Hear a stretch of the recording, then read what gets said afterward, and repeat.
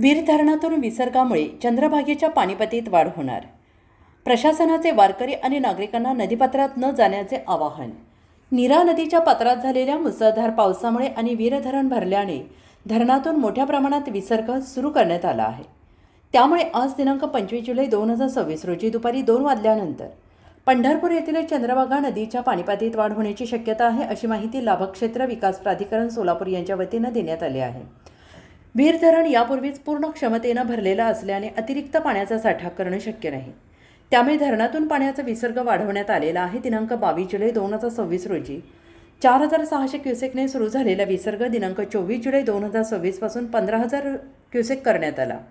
तो आता 25000 क्युसेकपर्यंत वाढवण्यात आलेला आहे. या पाण्याचा निचरा नीरा नदीमार्गे भीमा नदीत होत असून त्याचा थेट परिणाम चंद्रभागेच्या पातळीवर होणार आहे.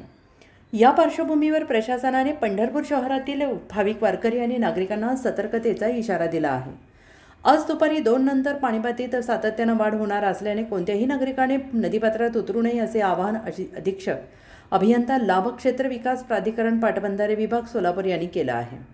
आषाढी वारीच्या पार्श्वभूमीवर लाखो वारकरी पंढरपुरात दाखल झालेले आहेत. त्यामुळे चंद्रभागा किनारी आणि वाळवंटात विशेष खबरदारी घेण्याच्या सूचना प्रशासनाने दिल्या आहेत. ग्रामविकासाची वारी पंढरीच्या दारी. आषाढी वारी म्हणजे भक्ती, श्रद्धा आणि सेवाभावाचा महासंग्राम.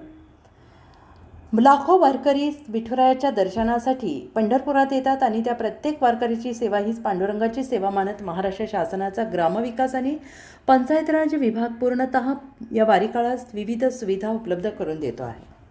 वारकऱ्यांसाठी सुसज्ज सुविधा केंद्रे, स्वच्छ आणि सुरक्षित निवास व्यवस्था, स्वच्छतागृहे, स्नानगृहे, शुद्ध पिण्याचे पाणी, आरोग्य सेवा, फिरते दवाखाने, रुग्णवाहिका, महिला सुविधा, प्रकाश व्यवस्था, स्वच्छता मोहीम, आपत्ती व्यवस्थापन मार्गदर्शनासाठी मोहीम, माहिती केंद्र अशा अनेक सेवा अखंडपणे सुरू आहेत. मान माऊलीचा सेवा वारकऱ्यांची या भावनेतून शासन वारकऱ्यांच्या सेवेसाठी सदैव तत्पर आहे. वारी सुखकर हो, दर्शन मंगलमय हो आणि प्रत्येक वारकऱ्याला विठुरायाचे आशीर्वाद अखंडपणे मिळत. ग्रामविकास आणि पंचायत राज विभाग, महाराष्ट्र शासन. वारकऱ्यांची सेवा म्हणजे पांडुरंगाची सेवा.